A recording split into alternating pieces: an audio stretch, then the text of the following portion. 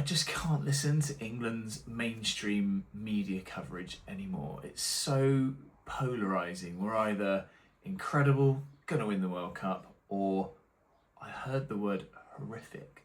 Croatia, first half, there were lots of people complaining about it being slow, too pedestrian, and then second half, we're incredible and genuine hopes for the World Cup, which I hope we are. And then Ghana, last night at the time of recording, we're horrific. I heard the word horrific on the radio this morning, and I think it's just clickbaity. Like, we've got to that point in society now where everything's so polarising. And yes, we weren't amazing. We were okay. I thought we did all right. Ghana, 11 men behind the ball. Not even, I don't want to get into football tactics, but they weren't pressing us. They were just sat in a very low block and weren't pressing our centre-backs. There's no room. There's no space through the middle. And they had a really clear game plan with a manager who is famous for being able to shut teams down, and that's what he did when Manchester United won the Champions League. He was arguably the mastermind behind those tactics. And I know it's only football, but it's everything. It's politics, it's society, it's how we try and demonise people, like teachers.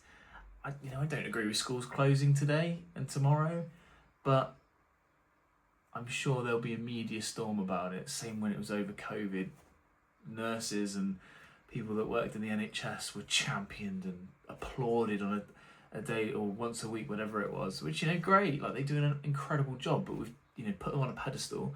And then there's strikes in NHS and education, and then they're vilified. They do an incredible job. There's no kind of middle ground. And I just can't listen to that, especially the negative stuff. I just find it really draining. And I like the phrase, be a fountain, not a drain, and the people that you surround yourself with. And like Eeyore in Winnie the Pooh, like, you don't want to be around people like that moan about the weather and whatever, politics and what's happening day to day. Control what you can control, be happy, be positive, try and always look on the bright side of life.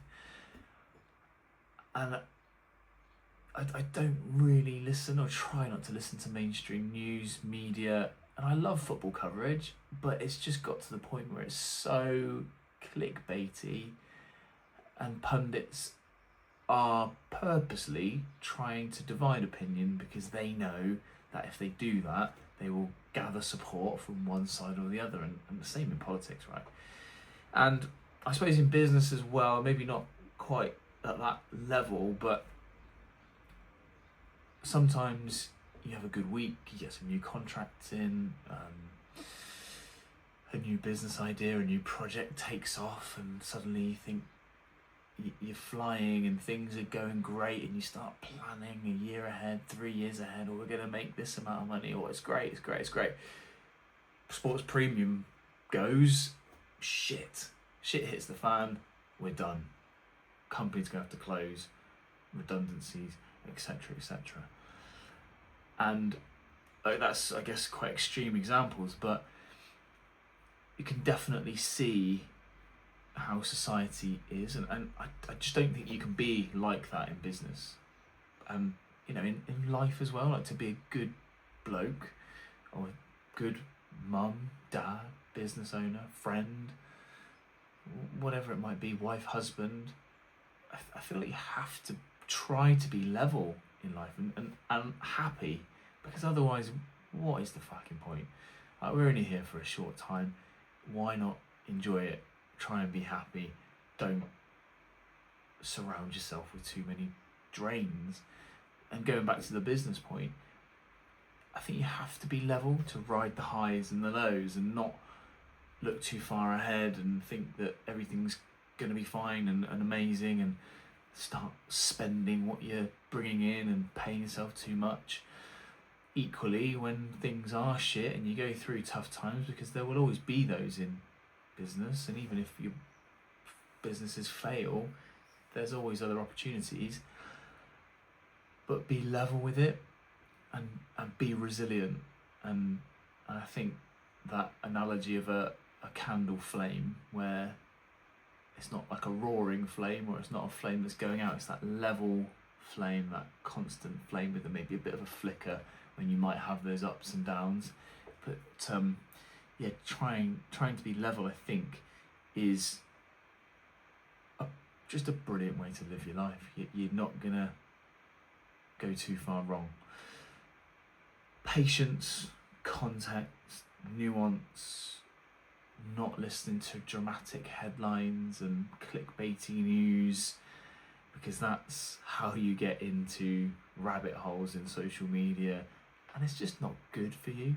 And I think in today's society, where we're inside more and more, subject to social media news and algorithms and even mainstream media, because they know that bad news will get more traction than good news.